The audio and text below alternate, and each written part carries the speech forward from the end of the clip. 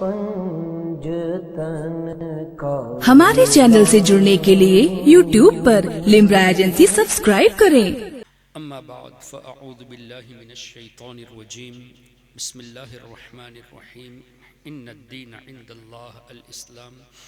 क़ाल नबिय्यु सय्यदुना व मौलाना मुहम्मदुर रसूलुल्लाह सल्लल्लाहु अलैहि वसल्लम अल मर्उ मअ मन अहब्ब औ कमा क़ाल अलैहि सलातु वस्सलाम। गौसे आज़म बमने बेसर व सामा मददे क़िबला ए दी मददे काबे ईमा मददे। या साहिबन नाहूरी कुल्ली नासिरी फ़िस्समअ वल अअज़ा व हुस्निल बासिरी व बितूलि उम्रि ला बिउम्रिन क़ासिरी। या मजमअल खैरात अब्दुल क़ादिरी रदियल्लाहु अन्हुमा। मखदूम मुहतरम हज़रत सैयद अनवारुल्लाह शाह साहब क़िबला, दीगर सादात इज़ाम, उलमा किराम, मेरे मुहतरम बुज़ुर्गों, दोस्तों, भाइयों और पर्दे में रहकर सुनने वाली माँ और बहनों, अल्हम्दुलिल्लाह, अल्लाह का शुक्र कि अल्लाह ताला ने आपके इस इलाक़े में अल्लाह ताला के नेक बंदों की याद में जमा होने वाली इस महफ़िल में लब कुशाई का अल्लाह ने मौका अता फ़रमाया। और मैं इस बात की वजाहत कर दूँ बिलखुसूस उलमा किराम से और आप सभी से कि जैसा कि आप जानते हैं कि मैं अहले ज़बान यानी मेरी ज़बान उर्दू नहीं है, इसलिए मेरी बोलचाल में कोई ख़ामी नज़र आए तो आप इग्नोर कर देना, नज़रअंदाज कर देना। और उलमा से गुजारिश है कि गुफ्तगू में कोई काबिल इस्लाह बात हो तो ज़रूर इस्लाह भी फरमा दे। मुहतरम हज़रात, माशाअल्लाह बड़े प्यारे अंदाज से अभी कलाम सुनाए गए, बड़ा अच्छा लग रहा था और आपके जज्बात को देखकर भी बड़ी खुशी हो रही थी। अल्लाह ताला इस जज्बे को हमेशा सलामत रखे और आपकी नस्लों तक इसको मुंतकिल फरमाए, हम सब की नस्लों तक मुंतकिल फरमाए। तो मेरी भी एक ख्वाहिश हुई कि सरकार गौसे पाक रदी अल्लाह अन्हु की शान में मनक़बत के कुछ अशआर पेश करूँ। हालांकि मैं इन लोगों की तरह नात खान नहीं हूँ, बस ये है कि जैसा कि आला हज़रत ने फरमाया, सनाए सरकार है वजीफ़ा, कबूल सरकार है तमन्ना, न शायरी की हवस न परवा रदी थी क्या कैसे काफ़िए थे। और ये कलाम मशहूर ज़माना कलाम हुज़ूर सय्यदी ताजुश्शरिया अलैहि रहमा का लिखा हुआ है। कुछ अशआर पेश करता हूँ, याद हो तो ज़रूर साथ दीजिएगा और याद ना हो तो भी गौसे पाक का तज़किरा सुनने से ही अल्लाह की रहमत का नुज़ूल होता है। पीरों के आप पीर हैं या गौस अल मदद। पीरों के आप पीर हैं या गौस अल मदद। अहले सफ़ा के मीर हैं या गौस अल मदद। अहले सफ़ा के मीर हैं या गौस अल मदद। रजो अलम कसीर है या गौस अल मदद। रजो अलम कसीर है या गौस अल मदद। हम आजिज़ो असीर हैं या गौस अल मदद। हम आजिज़ो असीर हैं या गौस अल मदद। मोहतरम हज़रात, अल्लाह ताला ने लौहे महफूज को बनाया और कलम को भी अल्लाह ने बनाया।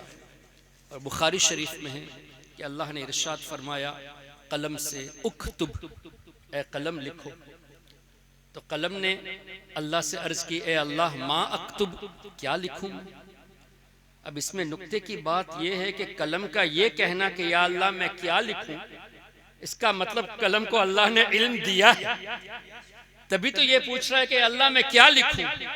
تو اللہ نے جواب ارشاد فرمایا تمام مخلوق کی تقدیر لکھنے کو۔ تو قلم کو اللہ نے تقدیر کا علم، مخلوق کی تقدیر کا علم دیا، اور قلم نے لکھا کس میں؟ لوح محفوظ میں۔ اور لوح محفوظ میں کیا ہے؟ ما کان وما سیکون الی یوم القیامہ، جو کچھ ہو چکا وہ بھی لکھا ہے، اور قیامت تک جو کچھ ہونے والا ہے وہ بھی لکھا ہے۔ کیا پتا چلا؟ لوح محفوظ اللہ کی کریشن ہے، لیکن ما کان وما یکون کا علم اللہ نے دیا ہے۔ قلم اللہ کا مخلوق ہے، قلم کو بھی ما کان وما یکون کا علم ہے۔ تو جس کے صدقے میں لوح و قلم اللہ نے بنایا، جن کے نور سے لوح و قلم بنایا گیا، تو اللہ کے حبیب صلی اللہ علیہ وسلم کے تعلق سے عالمی ما کان وما یکون کہنا شرک کیسے ہو گیا؟ اگر کوئی اسے شرک کہتا ہے تو اس کا مطلب وہ قلم کو بھی اللہ مانتا ہے، لوح محفوظ کو بھی اللہ مانتا ہے۔ کیوں؟ شرک کی تعریف ہی یہی ہے کہ اللہ کی ذات یا صفات میں کسی کو شریک ٹھہرایا جائے۔ اللہ اکبر۔ لیکن سوال یہ پیدا ہوتا ہے کہ لوح محفوظ میں اللہ نے لکھا کیوں؟ حکم کیوں فرمایا؟ کیا اللہ بھولتا ہے؟ معاذ اللہ، اللہ بھولنے سے پاک ہے، بھولنا یہ عیب ہے، اللہ اس سے پاک ہے۔ تو محدثون فرماتے ہیں، علماء فرماتے ہیں، لوح محفوظ میں لکھنے کی حکمت یہ ہے کہ فرشتے ہماری تقدیر کو جانے اور اللہ کے اولیاء ہماری تقدیر کو جانے۔ تو اولیاء کرام لوح محفوظ کو دیکھ کر ہماری تقدیریں بدلنے کے لیے اللہ سے دعائیں کرتے ہیں۔ تبھی تو سرکار غوث پاک نے فرمایا کہ میری آنکھیں ہمیشہ لوح محفوظ کو دیکھ رہی ہوتی ہیں۔ تو اولیاء اللہ کو اللہ تعالیٰ لوح محفوظ دکھاتا ہے۔ اور سرکار مفتی اعظم ہند نے کیا خوب فرمایا، فرماتے ہیں اے غوث پاک، جو قسمت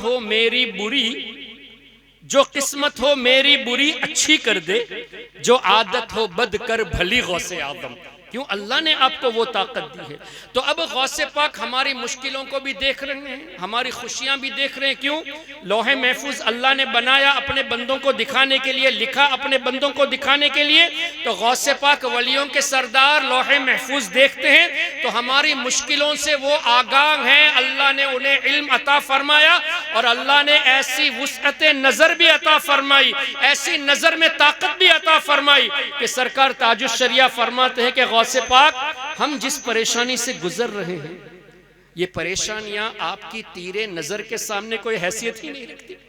آپ کی ایک نظر وہ ہماری پریشانیوں کو دور کرنے کے لیے کافی ہے۔ تو فرماتے ہیں تیرے نظر سے پھیر دو سارے علم کے تیر، تیرے نظر سے پھیر دو سارے علم کے تیر، کیا یہ علم کے تیر ہے یا غوث المدد؟ کیا یہ علم کے تیر ہے یا غوث المدد؟ صدقہ رسول پاک کا جھولی میں ڈال دو، صدقہ رسول پاک کا جھولی میں ڈال دو، ہم قادری فقیر ہیں یا غوث المدد، ہم قادری فقیر ہیں یا غوث المدد۔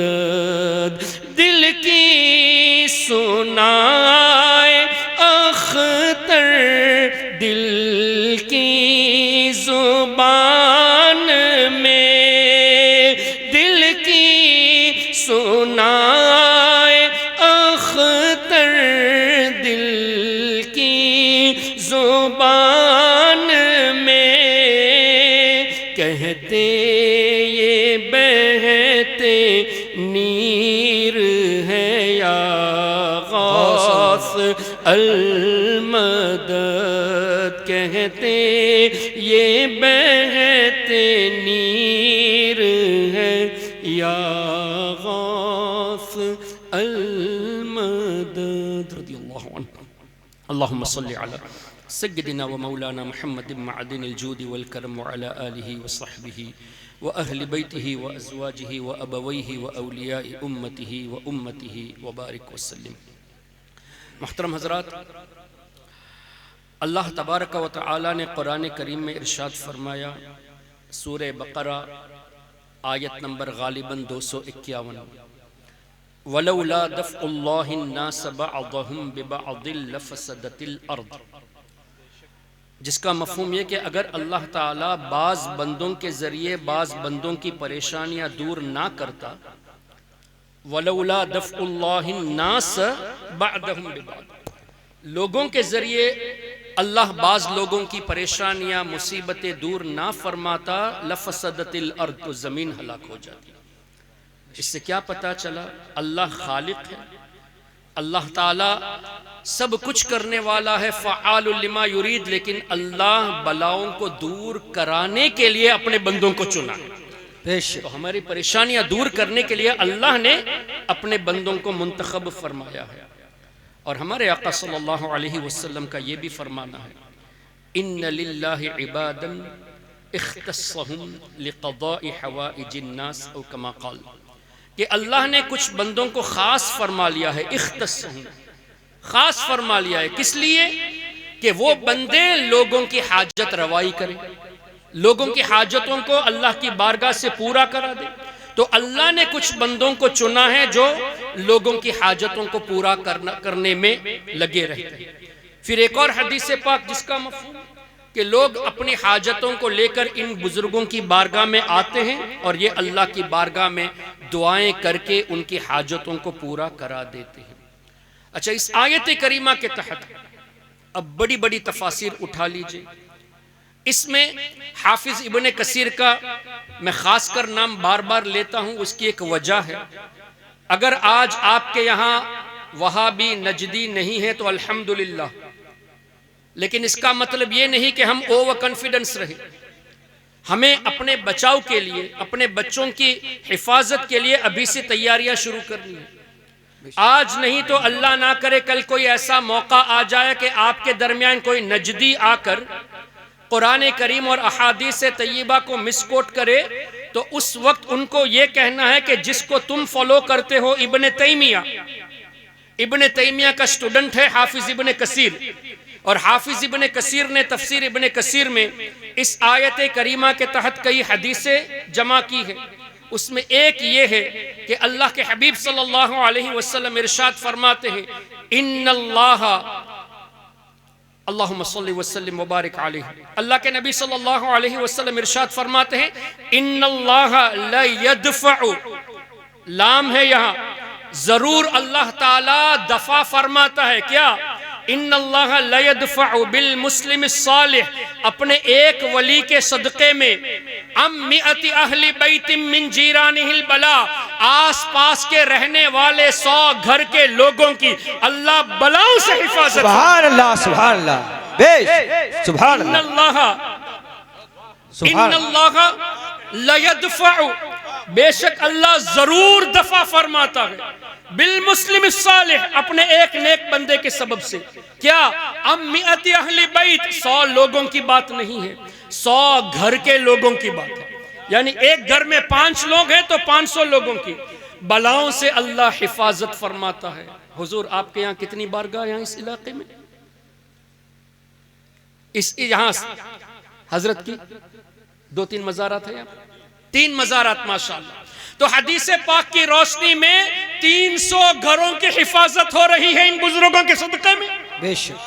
حضرت سیدی اسرار صفی رحمت اللہ علیہ، حضرت سیدی اصحاب صفی رحمت اللہ علیہ، اور سید حبیب صفی رحمت اللہ علیہ ان تینوں بزرگوں کے صدقے میں حدیث کی روشنی میں 300 گھر کے لوگوں کی اللہ بلاؤں سے حفاظت فرماتا ہے. سبحان اللہ. بے شک بے شک. It's not an ordinary thing.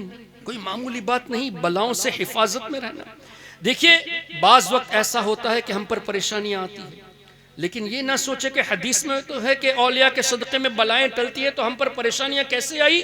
پریشانیوں کا آنا اس میں بھی اللہ کی حکمت ہے، اور اس سے اللہ تعالیٰ درجات میں بلندی عطا فرماتا ہے. مشکات شریف میں حدیث موجود ہے. حضور علیہ السلام ارشاد فرماتے ہیں، حدیث پاک کا مفہوم the summary of the hadith is کہ اللہ تبارک و تعالیٰ کے نزدیک ایک بندے کا ایک رتبہ ہے. فار ایگزامپل ایک شخص ہے، اس کے 1,00,000 درجات اللہ کے نزدیک ہیں، لیکن اس بندے نے نیکیاں کی، نمازیں ادا کی، روزے رکھے، حج کیا، زکوٰۃ ادا کی، خیرات کیے، لوگوں کی امداد کی، لیکن مراتب میں 1,00,000 تک پہنچ نہیں پایا. وہ مراتب میں 70,000 پہنچا ایک مثال کے طور پہ، لیکن اللہ کو منظور کتنے لاکھ ہیں؟ 1,00,000. یہ کہاں تک پہنچا؟ 70,000 تک. اب 30,000 باقی ہے. تو حدیث کی روشنی میں اللہ تعالیٰ اسے اس مقام تک پہنچانے کے لیے اس کی جان سے اس کو تکلیف دے گا، اولاد کے ذریعے تکلیف دے گا، مال کے ذریعے تکلیف دے گا، اور صبر بھی عطا فرمائے گا. اس صبر سے اللہ تعالیٰ اس درجے تک پہنچا دے گا جو اللہ کے نزدیک منظور ہے. تو مسلمانوں کو جب تکلیف آتی ہے تو پریشان ہونے کی بات نہیں، اللہ تعالیٰ ہمارے درجات کو بلند فرماتا ہے. بے شک. اور یہی غیروں کو تکلیف ہوتی ہے، جس کا ایمان نہیں، چاہے وہ دیوبندیت کو فالو کرتا ہو، قادیانیت میں ہو، نجدیت میں ہو، وہابیت میں ہو، اہل حدیث اپنے کو کہلاتا ہو، جس کے پاس ایمان و عقیدہ نہیں، اس کو اگر مصیبت آتی ہے تو وہ عذاب ہے. اور سنی مسلمان کو اگر تکلیف آتی ہے تو وہ عذاب نہیں بلکہ درجات کی بلندی کا سبب ہے. سبحان اللہ. سبحان اللہ. اللہ کی طرف سے آزمائش ہے. تو اولیاء کرام کے صدقے میں اللہ بلاؤں سے دور فرماتا ہے. اور کبھی ایسا بھی ہوتا ہے، آپ نے دیکھا ہوگا، آپ کے یہاں ماشاءاللہ مجھے دیکھ کر بڑی خوشی ہوئی. یہاں یہ رواج ضرور ہوگا، ہم نے تو اپنے بچپن میں دیکھا ہے کہ گھر سے جب بیٹا گھر سے کمانے کے لیے نکلتا تو ماں یا دادی یا نانی 2 روٹی دیتی تھی، کچھ کھانا دیتے کہ بیٹا باہر جاتے وقت کسی غریب کو صدقہ کر دینا. اس طرح ہوتا تھا. کئی جگہوں پہ ایسا ہوتا ہے، لیکن انفارچونیٹلی ہم نے صدقے کی اہمیت نہیں سمجھی، اس لیے ہم نے اس پر عمل کرنا چھوڑ دیا. ویاراس حدیث پاک کی روشنی میں صدقہ بلاؤں کو ٹال دیتا ہے اور بری موت سے بچاتا ہے. یہ مت سوچنا کہ میرے پاس زیادہ پیسے ہوں گے تو ہی میں صدقہ دوں گا، نہیں. اگرچہ ہم غریب ہوں، کم مال ہمارے پاس ہو، لیکن ہم 2 روٹی کھاتے ہیں تو آدھی روٹی کسی کو صدقہ کرنے میں کچھ فرق نہیں پڑتا. اگر ہمارے گھر میں 10 روٹیاں پکتی ہیں تو 1 روٹی دینے میں فرق نہیں پڑتا. اپنی استطاعت کے مطابق صدقہ دینے سے انشاءاللہ حدیث کی روشنی میں صدقہ بلاؤں کو دور فرماتا ہے. بے شک. اب اس پر بھی غور کرنے کی بات ہے حضور کہ نبی پاک صلی اللہ علیہ وسلم نے جملہ اس طرح ارشاد فرمایا کہ صدقہ بلاؤں کو دور کرتا ہے. صدقہ خالق تو نہیں ہے، صدقہ اللہ تو نہیں ہے، صدقہ اللہ نہیں ہے، لیکن حدیث کے جملے کیا ہے؟ صدقہ بلاؤں کو دور کرتا ہے اور صدقہ بری موت سے بچاتا ہے. یعنی صدقے کو بھی دافع البلا نبی پاک صلی اللہ علیہ وسلم نے فرمایا. نعرہ تکبیر، نعرہ رسالت، نعرہ رسالت، فیضان مصطفیٰ، فیضان مصطفیٰ، فیضان مشائخ کرام پرخاش شریف. سبحان اللہ. سبحان اللہ. آج کل نبی پاک صلی اللہ علیہ وسلم کو دافع البلا کہا جاتا ہے، جیسے درود تاج میں آتا ہے اللہم صلی علی سیدنا و مولانا محمد صاحب التاج والمعراج والبراق والعلم دافع البلا والوبا والقحط والمرض والعلم. تو فوراً شرک کے فتوے لگا دیے جاتے، جبکہ حضور نے صدقے کو دافع البلا فرمایا. اور حدیث پاک میں اولیاء کرام دافع البلا ہے، ان کے صدقے میں اللہ بلاؤں کو دور فرماتا ہے. یعنی اللہ ہی دور فرماتا ہے. جس کے سبب سے اللہ دور فرماتا ہے وہ جب ایک ایسی چیز ہے کہ جس کو صدقہ کہا جاتا ہے، تو نبی پاک صلی اللہ علیہ وسلم جو اللہ کے حبیب ہے ان کو دافع البلا کہنا یہ کہاں سے شرک ہو گیا؟ سبحان اللہ. جبکہ قرآن کریم میں اللہ تعالیٰ نے ارشاد فرمایا وَيَضَعُ عَنْهُمْ إِصْرَهُمْ وَالْأَغْلَالَ الَّتِي كَانَتْ عَلَيْهِمْ. میرے حبیب کی شان یہ ہے کہ لوگوں کے بوجھ کو ہلکا کرنے والا. لوگوں کی بوجھ کو ہلکا کرنے والے تو حضور علیہ الصلوۃ دافع البلا ہے۔ میں یہ عرض کر رہا تھا یہ آیت کریمہ وَلَوْلَا دَفْعُ اللَّهِ النَّاسَ بَعْضَهُمْ بِبَعْضٍ لَفَسَدَتِ الْأَرْضِ، اس کے تحت حافظ ابن کثیر نے صرف اس حدیث کو نہیں لکھا، اور بھی حدیث سے جمع کی ہے۔ ان میں سے ایک یہ بھی ہے کہ میری امت میں حضور نے فرمایا 30 ابدال ہوں گے، کچھ روایات میں 40 ابدال کا ذکر، بعض روایات میں 356 ابدال کا ذکر ہے، اور جملے آگے کیا ہے؟ میری امت میں 30 ابدال بہم تقوم الارض، یہ زمین جو قائم ہے ان اولیاء کے سبب سے قائم ہے۔ وَبِهِمْ تُرْزَقُونَ، اللہ روزی دیتا ہے ان اولیاء کرام کے سبب سے۔ وَبِهِمْ تُنْصَرُونَ، اللہ کامیابی عطا فرماتا ہے اولیاء کرام کے صدقے میں۔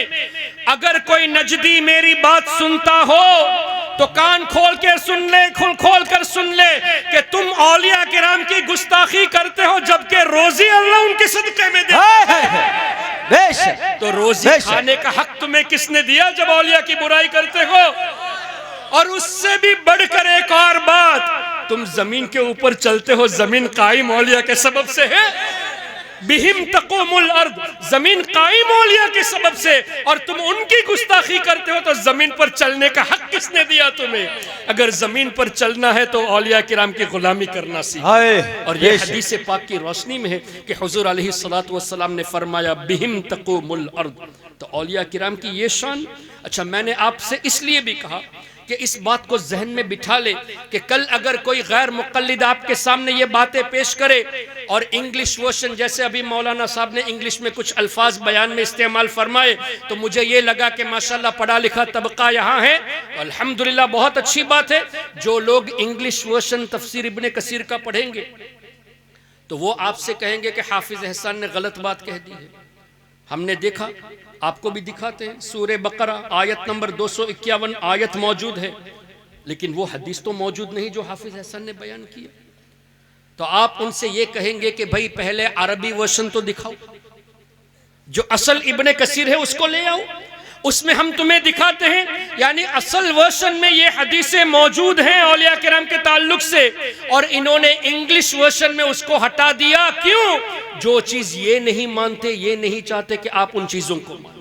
تو اگر کل کوئی آپ کے سامنے انگلش ورشن دکھائے تو آپ کے پاس علماء کرام موجود ہیں، ان کے توسل سے آپ ان لوگوں کو نہ صرف چپ کرائیں گے بلکہ قائل کرنے کی کوشش کریں گے۔ اگر ہمیں مشرک کہتے ہو تو اپنے امام کو پہلے مشرک کہو، پہلے حافظ ابن کثیر کو مشرک کہو، اس کے بعد ہمارے بزرگوں کو مشرک کہنا، تو وہ یقیناً اپنے امام کو مشرک نہیں کہے گا، وہ کبھی بھی حافظ ابن کثیر کو مشرک نہیں کہے گا، زیادہ سے زیادہ اتنا ہی کہے گا کہ اس بات کو ہم نہیں مانتے جو حافظ ابن کثیر نے لکھی۔ لیکن بات دراصل یہ ہے کہ اولیاء کرام کی شان جب ان مفسرون نے لکھ دیا ہے تو ہمیں انکار کرنے کا حق دیا کس نے؟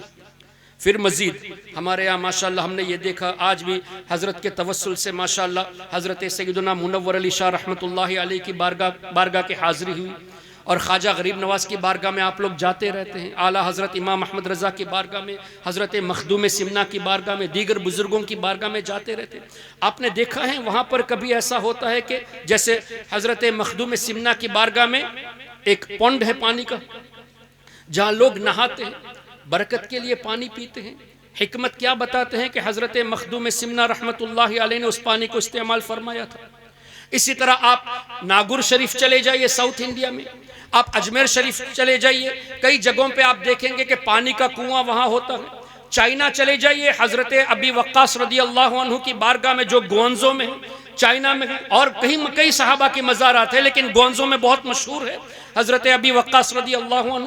وہاں بھی ہماری حاضری ہوئی تو ہم نے دیکھا کہ وہاں بھی ایک کنواں پڑا ہوا ہے، اور باقاعدہ اس میں چینی زبان میں اور انگریزی زبان میں لکھا ہوا ہے کہ یہ وہ کنواں ہے جہاں کا پانی حضرت ابی وقاص نے استعمال فرمایا، اور برکت کے لیے لوگ اس پانی کو پیتے ہیں۔ تو کئی مزارات پہ یہ دیکھا جاتا ہے، اور ہمیں شرک کا ہم پر فتویٰ لگاتے کہ دیکھو بزرگوں کی بارگاہ میں اس طرح تم فیضیاب ہونے کے لیے پانی کیوں استعمال کرتے ہو، ان کے تبرکات کیوں حاصل کرتے ہو؟ تو اس کا جواب حدیث پاک میں موجود ہے، صحیح مسلم کی حدیث ہے۔ حدیث کا مفہوم، حضور علیہ الصلوۃ صحابہ کے ہمراہ ایک بار قوم سمود کی بستی کی طرف سے گزرے، وہاں سے گزر ہوا تو کیا ہوا، ایک کنواں نظر آیا، صحابہ نے اس کنویں سے پانی کو لیا، آٹا بھی گوندھ لیا. پھر حضور علیہ السلام نے ارشاد فرمایا کہ یہ جو آٹا تم نے گوندا ہے اس پانی سے یہ جانوروں کو کھلا دو اور اس بستی سے جلدی گزر جاؤ. کیوں؟ وہاں عذاب نازل ہوا تھا، عذاب نازل ہوا تھا. اس بستی سے جلدی گزرنے کا حکم ہوا اور جو آٹا گوندھ لیا تھا اس کنویں سے پانی، اس کنویں کے پانی کو لے کر وہ جانوروں کو کھلانے کا حکم دیا. کیا پتہ چلا جس جگہ پر اللہ کا عذاب نازل ہوا وہاں کا پانی بھی ہمیں استعمال نہیں کرنا چاہیے، احتیاط کرنا. یہ حدیث کی روشنی میں ایک سبق ملتا. تھوڑا آگے جب پہنچے تو حضور علیہ السلام نے ایک کنویں کی طرف اشارہ فرمایا اور ارشاد فرمایا اس کنویں سے پانی لیا جائے. اور وجہ بھی بتا دی، یہ وہ کنواں ہے جہاں حضرت سیدنا نبی صالح علیہ السلام کی اونٹنی نے پانی پیا. اونٹنی جو میراکیولس تھی، معجزے کے ذریعے ظاہر ہوئی تھی حضرت صالح علیہ السلام کے معجزے سے، اس اونٹنی نے جہاں سے پانی پیا تھا اس کنویں کا پانی لینے کا حکم فرمایا. کس نے؟ نبی پاک صلی اللہ علیہ وسلم نے. کیا پتا چلا؟ حضور علیہ السلام کو دنیا سے پردہ کیے ہوئے تقریباً 1400 سال. تو حضرت صالح علیہ السلام کا زمانہ مان لیتے ہیں 1500 سال یا 2000 سال for the sake of understanding. تو اس وقت سرکار علیہ السلام کی ظاہری زندگی میں قریب 2000 سال کا عرصہ گزر چکا، لیکن اونٹنی کے پانی پینے کی برکت اب بھی موجود تھی اور حضور علیہ السلام نے پانی لینے کا حکم دیا. سبحان اللہ. مجھے بتائیے ایک اونٹنی جہاں سے پانی پی تھی جو ایک نبی سے منسوب ہے، اس پانی میں برکت ہے کہ صحابہ نے اس پانی کو استعمال فرمایا اور سرکار علیہ السلام کے حکم سے استعمال فرمایا. تو جس کنویں میں ہمارے آقا صلی اللہ علیہ وسلم نے اپنا لعاب دہن ڈال دیا اس پانی کو برکت کے لیے لینا کون سا شرک ہو گیا؟ اور حضور کے غلاموں نے، صحابہ کرام ہو، تابعین ہو، تبع تابعین ہو، ائمہ مجتہدین ہو، بڑے بڑے اولیاء کرام ہو، جہاں سرکار غوث پاک رضی اللہ عنہ نے اپنا قدم شریف رکھ دیا اس جگہ کو چومنا کون سا شرک ہو گیا؟ جہاں غریب نواز نے اپنا جسم اقدس رکھ دیا وہاں چومنا کیسے شرک ہو گیا؟ جہاں مخدوم سمنہ نے وضو فرمایا اس وہاں پونڈ کے پانی کو استعمال کرنا یہ کہاں سے شرک ہو گیا؟ تو ان لوگوں کو جواب دینے کی ضرورت ہے، یعنی آپ لوگوں کو سیکھنا ضروری ہے. ہم ماشاءاللہ سبحان اللہ سب کچھ کہتے ہیں لیکن علم دین سیکھنا یہ بھی تو ضروری ہے. عقائد اہل سنت سیکھنا ضروری ہے. کیوں؟ اس کی وجہ یہ ہے کہ یہ مت سوچے کہ آپ ایک ویلیج میں رہتے ہیں یا ایک چھوٹے سے شہر میں رہتے ہیں، آج آپ یہاں ہیں، کل آپ کا بچہ کسی فورین میں جا کر جاب کے لیے جب جائے گا یا بزنس کے لیے جائے گا تو اس کا مائنڈ خراب کرنے والے تیار بیٹھے ہوئے ہیں. تو ابھی سے اپنے بچوں کی حفاظت کی تیاری آپ لوگوں کو کرنی ہے.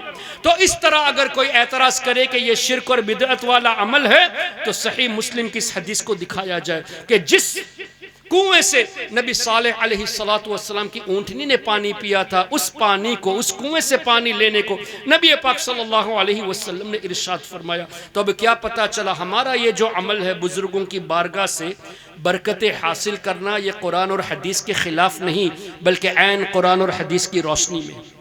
پھر مزید یہ میں نے شروع میں ایک جملہ کہا تھا منقبت پڑھتے وقت کہ جہاں غوث پاک کا ذکر ہوتا ہے وہاں اللہ کی رحمت کا نزول ہوتا ہے. یہ بھی اپنی مرضی سے نہیں کہا، نبی پاک صلی اللہ علیہ وسلم کے فرامین موجود ہے. اور امام جلال الدین سیوطی شافعی رحمت اللہ علیہ اپنے وقت کے بہت جید عالم جن کے بارے میں ماشاءاللہ مصر سے مولانا فرحان سید فرحان صاحب تشریف لائے ہیں. امام عبد الوہاب شعرانی رحمت اللہ علیہ وہاں آرام فرما رہے ہیں جو اپنے وقت کے غوث ہیں، اور امام جلال الدین سیوطی رحمت اللہ علیہ وہ بھی غالباً وہیں پر ہے، ان کی مقام پیدائش بھی وہیں پر ہے، مزار اقدس بھی وہیں پر ہے. تو امام سیوطی کے بارے میں امام عبد الوہاب شعرانی فرماتے ہیں کہ نبی پاک صلی اللہ علیہ وسلم کو بیداری کے عالم میں امام سیوطی نے 75 مرتبہ دیکھا. خواب کی بات نہیں، عالم بیداری میں 75 ٹائمز حضور علیہ السلام کو دیکھا ہے. کنہوں نے؟ امام جلال الدین سیوطی شافعی رحمت اللہ علیہ نے. انہوں نے اپنی مشہور زمانہ کتاب الجامع الصغیر میں حدیث نقل فرمائی کہ حضور علیہ السلام نے فرمایا ذکر الانبیاء عبادہ نبیوں کا ذکر یہ عبادت ہے، یعنی کار ثواب ہے۔ آپ حضور علیہ السلام کا ذکر کریں گے ثواب ملے گا، آدم علیہ السلام کا ذکر کریں گے ثواب ملے گا، نبی موسیٰ علیہ السلام کے تذکرہ بیان کریں گے ثواب ملے گا۔ اور کوئی یہ مت کہنا کہ یہ حدیث موضوع ہے یا ضعیف ہے، کیوں؟ قرآن کو تو کوئی ضعیف اور موضوع نہیں کہہ سکتا۔ اگر کوئی کہے گا تو ایمان سے ہی خالی ہو جائے گا۔ مجھے بتائیے، سورہ مریم اٹھائیے، اللہ ارشاد فرماتا ہے وَذْكُرْ، اپنے حبیب سے ارشاد فرماتا ہے وَذْكُرْ فِي الْكِتَابِ إِبْرَاهِيمِ، کتاب میں حضرت ابراہیم علیہ السلام کو یاد کرو، یعنی ان کے واقعات لوگوں کے سامنے بیان کیجئے۔ کون فرما رہا ہے؟ اللہ فرما رہا ہے۔ کن سے؟ اپنے حبیب سے، کہ لوگوں کو بتائیے ابراہیم علیہ السلام کے تعلق سے، انہو کان صدیقا نبیا، بے شک وہ سچے ہیں، اور آگے نبیین کا لفظ ہے۔ لیکن سوچنے والی بات ہے کہ ابراہیم علیہ السلام تو آلریڈی نبی ہے، تو یہاں نبیین کیوں اللہ نے دوبارہ ارشاد فرمایا؟ انہو کان صدیقا نبیا، whereas he is already a prophet۔ ترجمہ قرآن کنز الایمان پر جب نظر پڑی تو اعلیٰ حضرت نے اس طرح ترجمہ فرمایا کہ بے شک وہ سچے ہیں اور غیب کی خبریں دینے والے ہیں۔ واہ واہ، بے شک نبی ان کا ترجمہ غیب کی خبریں بتانے والے۔ تو میں نے سوچا کہ اعلیٰ حضرت نے کبھی اپنی طرف سے تو کچھ لکھا نہیں، جو کچھ تحریر فرماتے ہیں تو بزرگوں کے اقوال موجود ہوتے ہیں۔ تو میں نے کچھ تفاسیر ڈھونڈنے کی کوشش کی تو تفسیر طبری پر نظر پڑی۔ امام طبری کا وصال ہجری 310 میں ہوا۔ امام طبری 1100 سال پہلے کے بزرگ ہیں، انہوں نے اس آیت کریمہ کی تفسیر میں نبیین کی جگہ پہ یہی فرمایا ہے کہ اللہ ان کو خبریں دیتا ہے۔ تو غیب کی خبریں دینا نبی کا ترجمہ یہ قرآن کریم سے بھی ثابت ہے، اور مفسرون نے بھی نبیین میں غیب کی خبریں دینے والا۔ تو حضرت ابراہیم علیہ السلام یہ غیب کی خبریں دینے والے، اور آگے اللہ نے فرمایا وَذْكُرْ فِي الْكِتَابِ إِدْرِيسَ وَذْكُرْ فِي الْكِتَابِ مُوسَى إِنَّهُ كَانَ مُخْلَصًا وَكَانَ رَسُولًا نَبِيًّا، وہاں بھی نبیین کا لفظ ہے۔ وَذْكُرْ فِي الْكِتَابِ اسماعیل، حضرت اسماعیل علیہ السلام، وہاں بھی نبیین کا لفظ ہے۔ یعنی یہ تمام انبیاء کرام غیب کی خبریں دینے والے ہیں، تو ان کی شان بیان کرنا یہ اللہ کے حکم سے حضور کی سنت ہے۔ تو اب جہاں کہیں بھی اللہ کے نبیوں کا ذکر کریں گے آپ کو ثواب ملے گا۔ اب ویری ایزی ٹو انڈرسٹینڈ، جس جگہ پر آدم علیہ السلام، نوح علیہ السلام، موسیٰ علیہ السلام، داؤد علیہ السلام کا ذکر ہو، وہاں اللہ کی رحمت کا نزول ہو، یعنی کار ثواب کا مطلب رحمت ہی تو ہے۔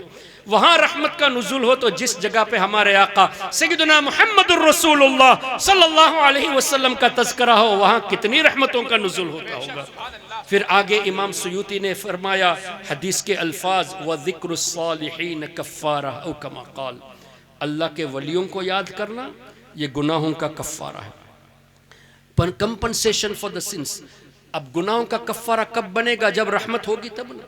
تو جہاں اولیاء کرام کا تذکرہ ہوتا ہے وہاں اللہ کی رحمت کا نزول ہوتا ہے۔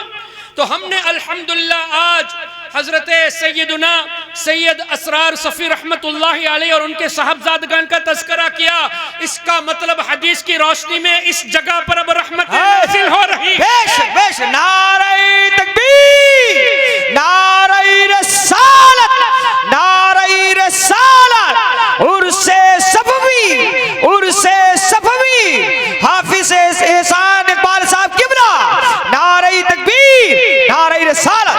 اب محترم حضرات یہاں اور بھی سوچنے کی بات ہے۔ لیٹ اس پونڈر، ماشاءاللہ ایڈیوکیٹڈ لوگ یہاں پر ہیں، سمجھدار لوگ ہیں۔ Let us ponder on it, غور و فکر کرتے ہیں کہ غریب نواز رحمت اللہ علیہ کی بارگاہ میں عرس کے موقع پر کیا 1000 آدمی ہوتے ہیں؟ لاکھوں کی تعداد میں ہوتے ہیں۔ ویسے لاکھوں کی تعداد میں تو وہاں حاضر رہتے ہیں۔ دنیا بھر میں جیسے ہمارے سری لنکا میں چھٹی شریف میں غریب نواز کا تذکرہ ہوتا ہے، ساؤتھ افریقہ میں تذکرہ ہوتا ہے، امریکہ میں تذکرہ ہوتا ہے، جہاں جہاں سنی مسلمان ہیں وہاں غریب نواز کا تذکرہ ہوتا ہے۔ اب حدیث کی روشنی میں کیا ہے؟ جس جگہ پر اللہ کے نیک بندوں کا ذکر ہو وہاں رحمت کا نزول، تو غریب نواز کو اگر کوئی سری لنکا میں یاد کرے تو سری لنکا والوں پر بھی اللہ کی رحمت، ساؤتھ افریقہ میں یاد کرے تو ان پر بھی اللہ کی رحمت، اور اجمیر شریف میں لاکھوں کی تعداد میں لوگ سب پر رحمت کن کے سبب سے؟ غریب نواز کے ذکر کے سبب سے۔ غریب نواز کو یاد کرنے کی اتنی برکت کے لاکھوں لوگوں پر اللہ کی رحمت۔ تو اب اندازہ کیجئے جس کے نام میں اتنی برکت، کہ ان کا نام لیا جائے اور لاکھوں لوگ فیضیاب ہو تو خود ان کی ذات پر اللہ کی کتنی رحمتیں نازل ہوتی ہیں. سبحان اللہ سبحان اللہ. When you talk about them, when you just recall, when you remember them, you are under the rahmat of Allah Ta'ala. Then what about that person on whom Allah Ta'ala is showering His mercies? ان کے ذات میں اللہ تعالیٰ کی کتنی رحمتیں نازل ہوتی ہوگی ان پر. سبحان اللہ. کون اندازہ لگا سکتا ہے؟ اب غریب نواز اپنے مزار اقدس میں کتنے سال سے آرام فرما رہے ہیں؟ 800 سال ہو گئے. تو 800 سال سے جس جگہ پر آرام فرماتے ہیں وہاں کتنی رحمتوں کا نزول ہوتا ہوگا. تو مزارات پہ جانے میں ایک حکمت یہ بھی ہے کہ کروڑوں کی تعداد میں رحمتوں کا نزول ہوتا ہے. کچھ قطرے ہم بھی پانے کے لیے جا رہے ہیں. We visit مزار شریف in order to seek the رحمت of اللہ تبارک و تعالی. اور اس کو اگر کوئی شرک کی ڈیفینیشن سے بتائے تو that means he has not understood the حدیث. اس نے حدیث کو نہیں سمجھا. پھر اس کو اور آسان کر کے سمجھنے کی کوشش کرتے. جو لوگ کہتے ہیں کہ مزار پہ تعظیماً جانا یہ شرک ہے تو جواب حاضر ہے قرآن کی روشنی میں، حدیث کی روشنی میں. مجھے پہلے بتائیے حضرت سیدنا اسرار صفی رحمت اللہ علیہ یہ اپنی قبر میں آرام فرما رہے ہیں. آرام فرمانے کے لیے موت کا مزہ چکھنا ضروری. موت کا مزہ چکھنے کے لیے دنیا میں زندگی بسر کرنا ضروری. اور دنیا میں زندگی بسر کرنے کے لیے پیدا ہونا بھی ضروری ہے. تو حضرت اسرار صفی رحمت اللہ علیہ پیدا ہوئے، دنیا میں زندگی بسر کیے، موت کا مزہ چکھے اور قبر شریف میں آرام فرما رہے ہیں. اب شرک کی ڈیفینیشن کیا ہے؟ اللہ کی ذات یا صفات میں کسی کو ملانا. اب مجھے بتائیے کیا اللہ پیدا ہوا ہے؟ قل هو اللہ احد اللہ الصمد. آگے کیا ہے؟ لم یلد ولم یولد. اللہ پیدا ہونے سے پاک ہے، نہ اللہ کی اولاد ہے، نہ اللہ کو کسی نے جنا ہے. اور حضرت سیدنا اسرار صفی رحمت اللہ علیہ پیدا ہوئے تو کوئی ایسوسیشن پایا گیا؟ کوئی ایسوسیشن نہیں پایا. پھر اللہ نے قرآن میں ارشاد فرمایا هو الذی خلق لکم ما فی الارض جمیعا. اللہ تعالیٰ نے روئے زمین میں جتنی چیزیں ہیں سب ہمارے لیے پیدا کی. کیا اللہ کو دنیا میں رہنے کی حاجت ہے؟ اللہ تو خالق ہے، اسی نے ہمارے لیے بنایا. یہ جتنی چیزیں ہیں اللہ نے ہمارے لیے بنایا اور اللہ دنیا میں رہنے سے پاک، اس کو حاجت نہیں. کیونکہ اللہ الصمد، اللہ بے نیاز ہے تو اللہ کو اس کی حاجت نہیں ہے. اور حضرت سیدنا اسرار صفی رحمت اللہ علیہ دنیا میں زندگی بسر کی. شرک کا کوئی یہاں تعلق نہیں رہا. کیوں؟ کوئی ایسوسیشن نہیں. آیت الکرسی میں اللہ نے ارشاد فرمایا اللہ لا الہ الا هو الحی القیوم لا تأخذہ سنۃ ولا نوم. اللہ کو نہ نیند ہے نہ اونگ ہے. اور حضرت سیدنا اسرار صفی رحمت اللہ علیہ نے موت کا مزہ چکھا. اللہ تعالیٰ کو تو موت دور کی بات ہے، نیند بھی نہیں اونگ بھی نہیں، کوئی ایسوسیشن پائی نہیں گئی. اور اللہ کی کوئی قبر نہیں اور یہ قبر میں آرام فرما رہے ہیں، کوئی ایسوسیشن نہیں. جب کوئی ایسوسیشن ہے ہی نہیں تو اگر کوئی شرک کہتا ہے تو ایک مطلب یہ ہے کہ اس نے شرک کی تعریف نہیں سمجھی. جب نہیں سمجھی تو دوسروں کو غلط مطلب سمجھا کر بہکانا یہ خود ایک بہت بڑا ظلم ہوا. اور اگر شرک کی تعریف وہ سمجھتا ہے تو اس کا مطلب اس نے اللہ کو پیدا ہونا ثابت کرتا ہے، وہ اللہ تعالیٰ کے بارے میں زمین میں رہنا ثابت کرتا ہے، اور اللہ تعالیٰ کو موت کا مزہ چکھنا یہ ثابت کر رہا ہے، تبھی تو شرک ہوگا. تو یہ اتنے بے وقوف ہوتے ہیں، ہمیں اولیاء کرام سے دور کرنے کے چکر میں خود قرآن اور حدیث کے خلاف بول کر خود کفر و شرک کے عقیدے کو خود اپنے اندر بسا لیتے ہیں. اللہ اکبر. پھر حدیث پاک کی روشنی میں علماء موجود ہیں. ایک مومن کی قبر جنت کے باغوں میں سے ایک باغ ہے. مسلمان کی قبر جنت کے باغوں میں سے ایک باغ ہے. اب آپ بتائیے جنت کے باغ میں رحمت آتی ہے یا عذاب نازل ہوتا ہے؟ جہاں جنت کا باغ ہوتا ہے وہاں تو رحمت نازل ہوتی ہے. تو آپ ان بارگاہوں میں حاضری دیتے ہیں تو رحمت کے سائے ہی میں تو ہیں. آپ جنت کے قریب ہیں، جنت کے قریب ہے تو رحمت کے سائے میں ہے. اور اس کو اگر کوئی شرک کہتا ہے تو دراصل اس نے حدیث کا انکار کیا ہے، اس نے قرآن کریم کا انکار کیا ہے. سو میٹر آف انڈرسٹینڈنگ، ہمیں چاہیے کہ یہ سب باتیں ہم علماء کرام سے قرآن اور حدیث کی روشنی میں سیکھیں تاکہ اپنے ایمان کو مضبوط کر سکے. پھر الحمدللہ غریب نواز رحمت اللہ علیہ کو 800 سال کا عرصہ گزر گیا. سرکار غوث اعظم کو 900 سال کا عرصہ گزر گیا. حضرت امام شافعی کو 1250 سال کے قریب کا عرصہ گزر گیا. سیدنا امام اعظم کو تقریباً 1300 سال کا عرصہ گزر گیا. حضرت سیدنا صدیق اکبر کو 1400 سال گزر گئے. آج بھی آپ ان صحابہ سے محبت کرتے ہیں کہ نہیں؟ حضرت فاروق اعظم، حضرت عثمان غنی، حضرت مولا علی مشکل کشا سب سے محبت کرتے ہیں، غوث پاک سے محبت کرتے ہیں، حضرت غریب نواز سے محبت کرتے ہیں، شاہ نقشبند ہو، شاہ سہرورد ہو، سیدنا احمد کبیر رفاعی ہو، سیدنا امام ابو الحسن شاذلی ہو، چاروں ائمہ کرام ہو، سب سے محبت کرتے ہیں۔ یہ محبت کرنا محترم حضرات، یہ ہماری محنت نہیں، اللہ کا گفٹ ہے۔ ان بزرگوں کی محبت اللہ کا گفٹ ہے۔ دلیل قرآن کریم، اللہ تعالیٰ نے ارشاد فرمایا ان الذین آمنوا وعملوا الصالحات سیجعل لهم الرحمن ودا، بے شک جو اللہ تعالیٰ کے نیک بندے ہیں ان کے لیے اللہ لوگوں کے دلوں میں محبت ڈال دیتا ہے۔ بے شک سیجعل لهم الرحمن ودا، رحمان محبت ڈال دیتا ہے، سبحان اللہ تعالیٰ محبت پیدا کر دیتا ہے۔ اور اس آیت کی تفسیر میں حدیث موجود ہے، اور یہ حدیث پاک صحیح مسلم میں بھی موجود ہے۔ حدیث کا مفہوم، حضور علیہ الصلوۃ نے ارشاد فرمایا جب اللہ کسی بندے کو محبوب رکھتا ہے تو حضرت جبریل امین کو ندا فرماتا ہے، اے جبریل I love so and so you too love him، میں ان سے محبت کرتا ہوں، تو بھی ان سے محبت کر۔ اور اللہ کا حکم پاتے ہی جبریل امین اس بندے سے محبت کرنے لگتے ہیں۔ پھر جبریل امین علیہ الصلوۃ آسمان میں فرشتوں کے درمیان اعلان فرماتے ہیں کہ اے فرشتوں، اللہ نے فلاں بندے کو محبوب رکھا ہے، میں بھی محبت کرتا ہوں، تم بھی محبت کرو۔ تو وہ فرشتے آسمان کے یہ بھی محبت کرنے لگتے ہیں۔ پھر اللہ تعالیٰ زمین والوں کے دلوں میں اس بندے کی محبت ڈال دیتا ہے۔ بے شک تو مسلم شریف کی حدیث کی روشنی میں اللہ محبت ڈال دیتا ہے، تو اس کا مطلب کیا ہوا؟ 900 سال کا مسئلہ نہیں، 1200 سال کا مسئلہ نہیں، 800 سال کا مسئلہ نہیں، بات دراصل یہ ہے کہ اللہ نے ہمارے دلوں میں ان بندوں کی محبت ڈال دی کہ 800 سال کا عرصہ گزرنے کے بعد بھی غریب نواز کے چاہنے والے آج موجود ہیں، 1300 سال گزرنے کے بعد بھی امام اعظم کے چاہنے والے موجود ہیں۔ اور یہ بھی بخاری شریف کی حدیث کی روشنی میں سیدہ عائشہ صدیقہ رضی اللہ تعالی عنہ فرماتی ہے کہ ارواح جو ہے نا، یہ آپس میں خلط ملط تھے عالم ارواح میں۔ کس طرح خلط ملط؟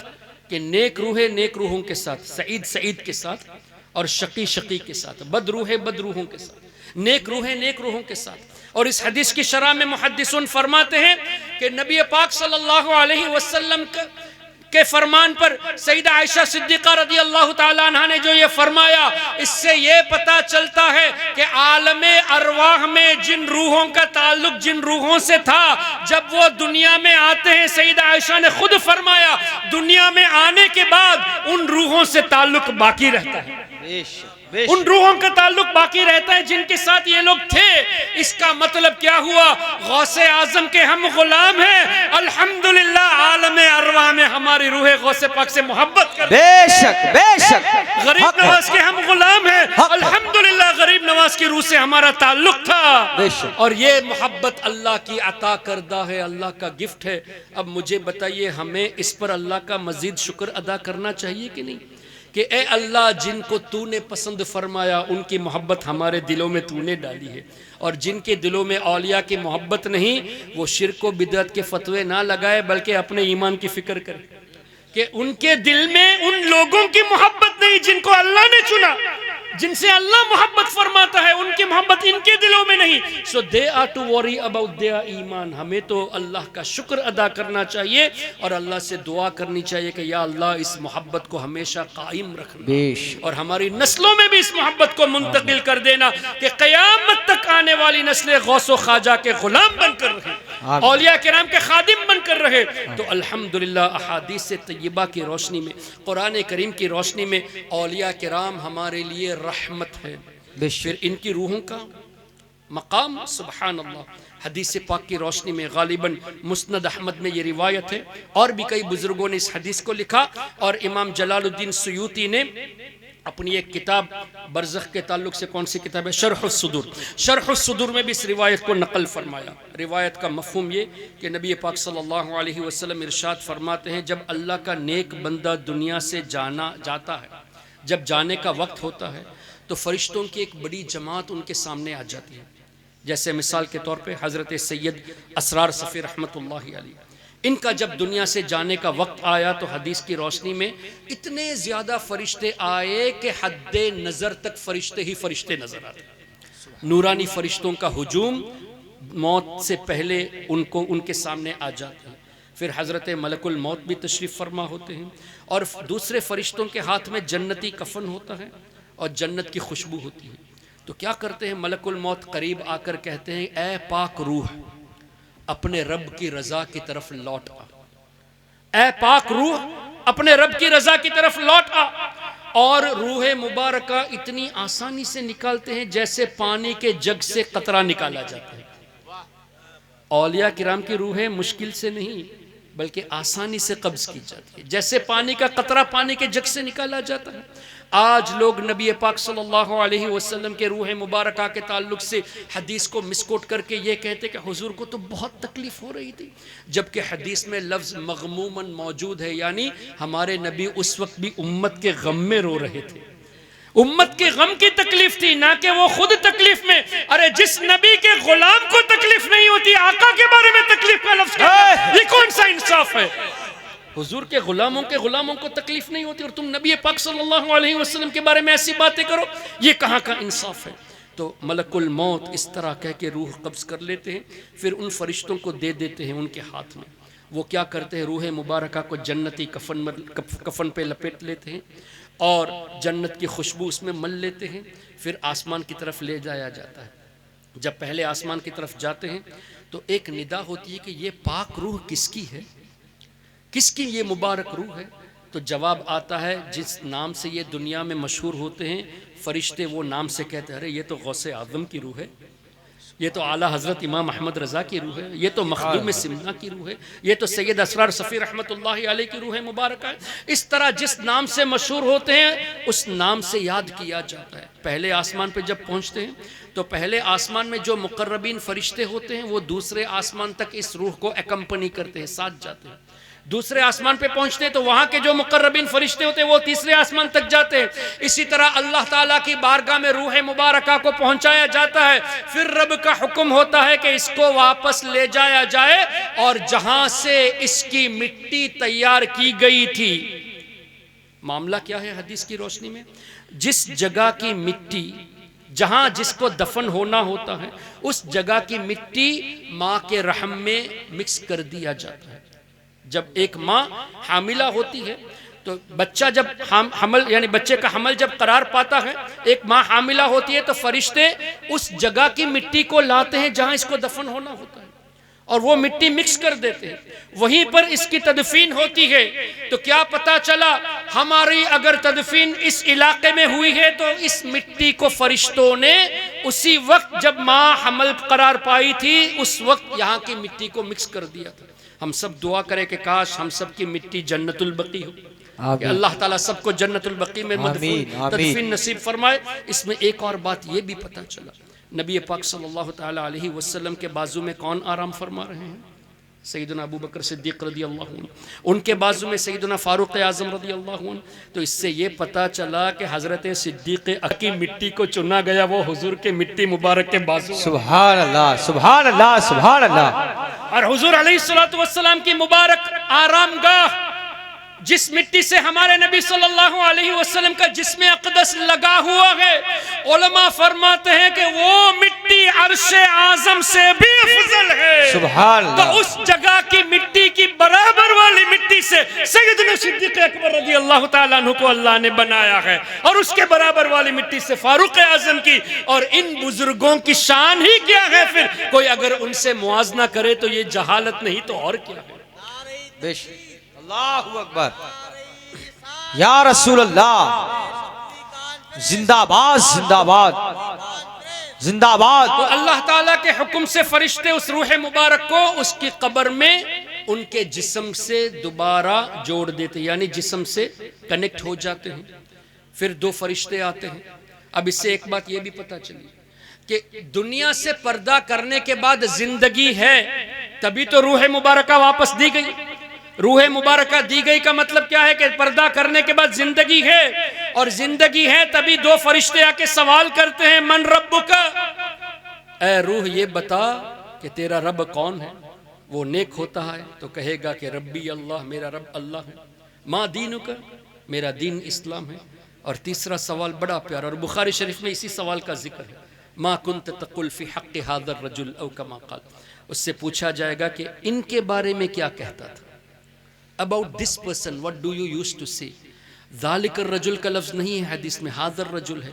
اشارہ یہ ملتا ہے کہ ہمارے آقا صلی اللہ علیہ وسلم بنفس نفیس وہاں موجود ہوں گے. بیش تبھی تو سیدی اعلیٰ حضرت نے فرمایا قبر میں لہرائیں گے تا حشر چشمے نور کے. قبر میں لہرائیں گے کب تک؟ ایک دن نہیں, تا حشر. ارے حضور ایک مرتبہ تشریف فرما ہوں گے اور حضور کی برکت سے قیامت تک قبر منور رہے گی. بیش قبر میں لہرائیں گے تا حشر چشمے نور. ارے خالی نور نہیں, چشمے نور کے, نور کے چشمے لہرائیں گے کب تک؟ 1 مہینہ 1 سال 100 سال نہیں, حشر تک قبر میں لہرائیں گے تا حشر چشمے نور کے. جلوہ فرما ہوگی جب طلعت رسول اللہ کی. سبحان اللہ. تبھی تو مولانا جمیل الرحمن قادری نے اس طرح دعا کی کہ یا رسول اللہ کاش ایسا ہو جب فرشتے قبر میں چہرہ دکھائیں آپ کا, جب فرشتے قبر میں چہرہ دکھائیں آپ کا, ہو زباں پر پیارے آقا الصلاۃ والسلام. سبحان اللہ. تو ہمارے آقا صلی اللہ علیہ وسلم موجود ہوں گے. اچھا یہ حدیث میں جب فرما دیا حاضر رجل, تو نبی پاک صلی اللہ علیہ وسلم جب ظاہری زندگی میں تھے, جب دنیاوی زندگی میں تھے, تو اس وقت بھی تو صحابہ کرام دنیا سے پردہ کیے تھے.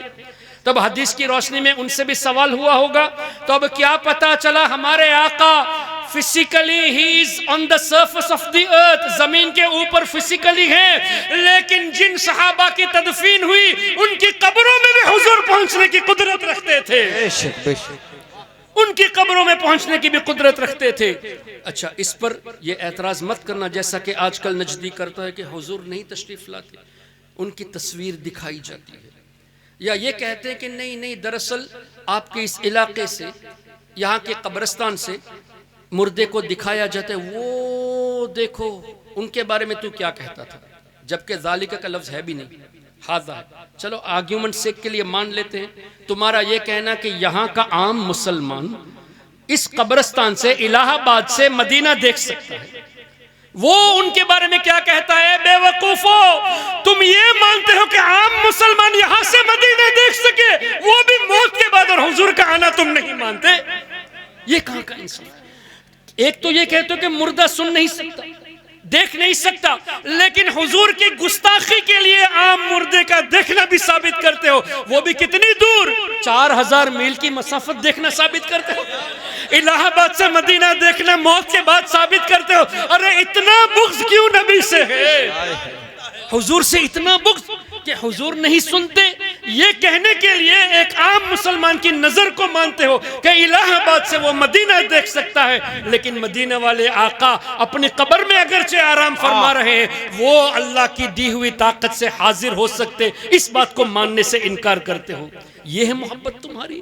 اچھا یہی اگر بات ہے تو علماء موجود ہے, فرشتے کتنے سوال کرنے آئیں گے قبر میں؟ نہیں, کتنے فرشتے ہوں گے؟ 2, حضرت منکر اور حضرت نکیر علیہ السلام. آپ ریسرچ کر لیں, 1 سیکنڈ میں 1 موت واقع ہوتی ہے اور 2 بچے پیدا ہوتے ہیں, کم و بیش ہو سکتا ہے. ہم سمجھنے کے لیے 1 سیکنڈ میں 1 آدمی کی موت ہوتی ہے, تو 1 منٹ میں 60 موت ہوئی, تو کیا یہ 60 موت اس علاقے میں ہی ہوتی ہے 1 منٹ کی؟ کسی کی یہاں ہوئی تو کسی کی لکھنؤ میں ہوئی, کسی کی بنارس میں ہوئی, کسی کی سری لنکا میں ہوئی, کسی کی جاپان میں ہوئی, الگ الگ شہروں میں ہوتی ہے. تو الگ الگ شہروں سے روح قبض کرنے کی قدرت اللہ نے ملک الموت کو دی ہے کہ نہیں؟ اور یہ مت کہنا کہ ملک الموت پہنچ نہیں سکتا. کیوں؟ قرآن قل یتوفاکم ملک الموت, اللہ نے فرمایا کہ ہم نے ملک الموت کو مقرر کیا ہے روح قبض کرنے کے لیے. تو اگر 1 منٹ میں 60 تو 1 گھنٹے میں 7200, 7200 کی روح ایک ہی گھنٹے میں قبض کرنے کی قدرت ایک ملک الموت کو اللہ نے عطا فرمائی. تو حاضر و ناظر ہوئے کہ نہیں؟ بے شک. پھر 1 گھنٹے میں 7200 قبریں, اور ان 7200 قبروں میں 2 فرشتے پہنچ جاتے ہیں. جاپان بھی پہنچ گئے, امریکہ بھی پہنچ گئے, ساؤتھ افریقہ بھی پہنچ گئے, آسٹریلیا بھی پہنچ گئے, انڈیا بھی پہنچ گئے, بنگلہ دیش بھی پہنچ گئے, ہر جگہ یہ 2 فرشتے پہنچ گئے. ایک ہی وقت میں 2 فرشتے قدرت رکھتے ہیں اللہ کی عطا سے کہ الگ الگ قبروں میں پہنچ جائے. صرف اتنا ہی نہیں, علماء موجود ہے, اگر کسی کو مچھلی نے کھا لیا تو فرشتے وہاں بھی پہنچ جائیں گے. بے شک. کسی کو شیر نے کھا لیا تو وہاں بھی سوال کے لیے پہنچ جائیں گے، کوئی آگ میں جل گیا تو وہاں بھی اس کی روح سے سوال ہوگا۔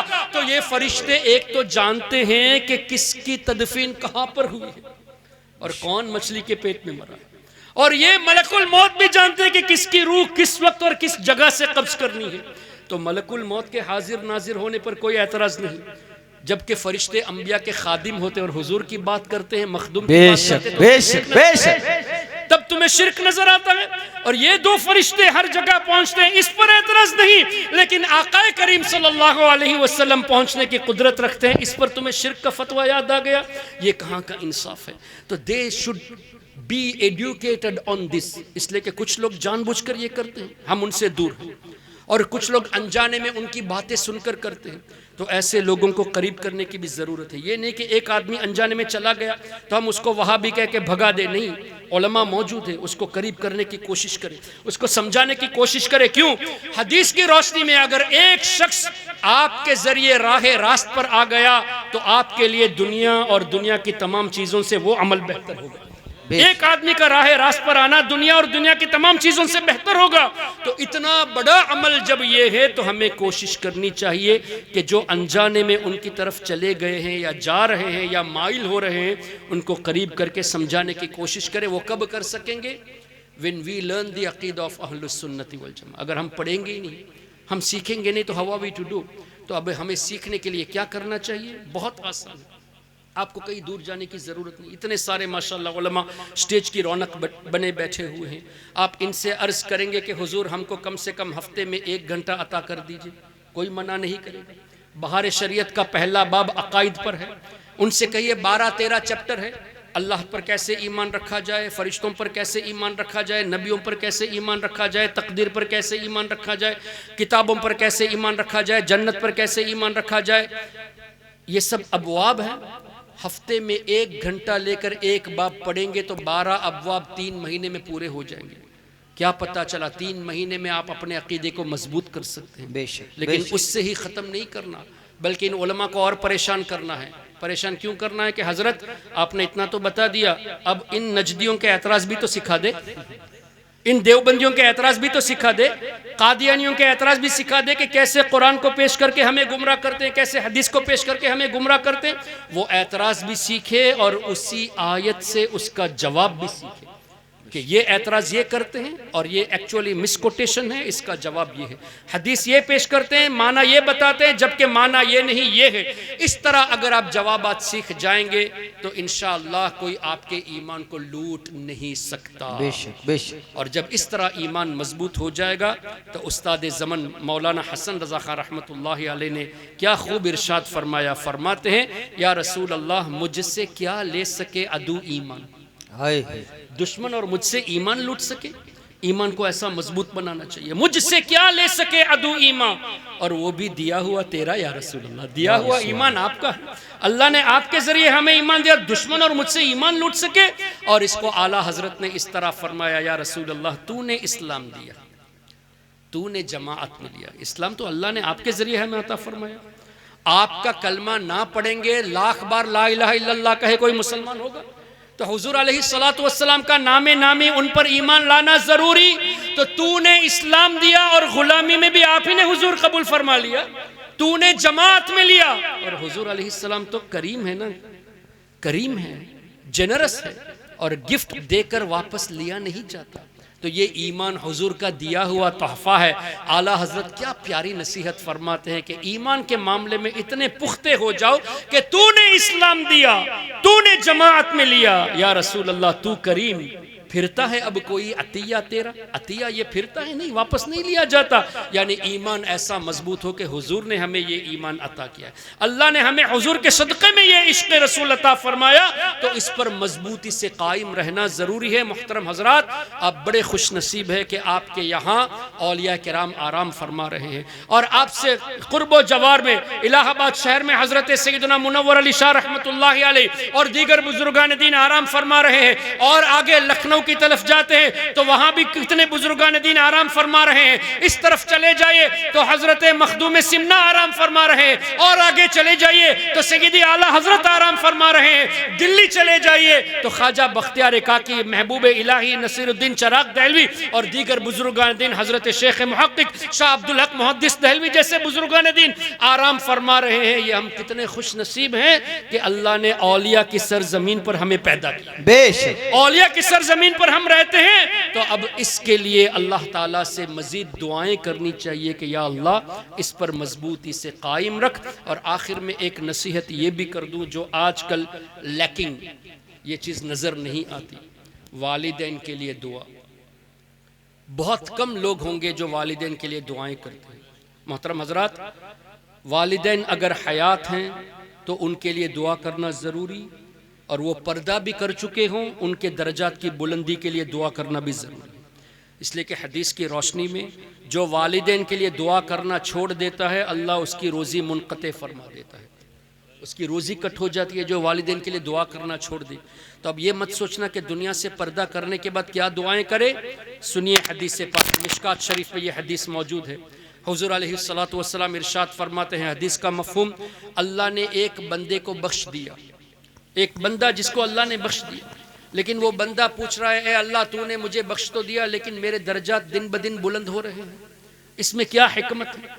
بخشش ہو گئی لیکن اس کے درجات میں اضافہ ہوتا جا رہا ہے. تو وہ بندے نے اللہ سے پوچھا کہ یا اللہ میرے درجات بلند ہو رہے ہیں, اس کی کیا حکمت ہے. تو اللہ نے جواب دیا, اے بندے تیری اولاد تیرے لیے استغفار کر رہی ہے, اس کے سبب سے تمہارے درجات کو بلند کر رہا ہوں. تو اولاد کا والدین کے لیے دعائیں کرنا, استغفار کرنا, درجات کی بلندی کے لیے دعا کرنا. اب اس سے کیا پتہ چلا, استغفار کا مطلب صرف یہ نہیں کہ گنہگار ہو تو ہی استغفار کیا جائے. استغفار کرنے سے گناہ نہ بھی ہو تو درجات بلند ہوتی. کیوں؟ اس بندے کی بخشش ہو گئی پھر بھی درجات میں بلندی ہوتی ہے. تو استغفار کی برکت سے درجات کی بلندی ہوتی ہے. آپ چاہتے ہیں آپ کے والدین کے درجات بلند ہو, آپ چاہتے ہیں آپ کے دادا دادی نانا نانی کے درجات بلند ہو, تو روزانہ نماز میں جب اپنے لیے دعا کرتے ہیں تو ان کے لیے بھی دعا کرتے رہے. اب اس سے کوئی نجدی یہ نہ کہے کہ اولیاء کرام کے لیے بھی تو ہم ایصال ثواب کرتے, کیا وہ اس کی حاجت مند ہے؟ ہرگز نہیں. اولیاء کرام کے لیے ہم ایصال ثواب اس لیے کرتے ہیں کہ اللہ کے وہ محبوب ہیں, ان کو ہمارے اس چھوٹے تحفے کی حاجت نہیں. کیوں؟ اللہ نے ان کو بہت زیادہ عطا فرما دیا. یہ چھوٹا تحفہ ہماری طرف سے پہنچتا ضرور ہے لیکن اللہ نے بہت زیادہ عطا فرما دیا.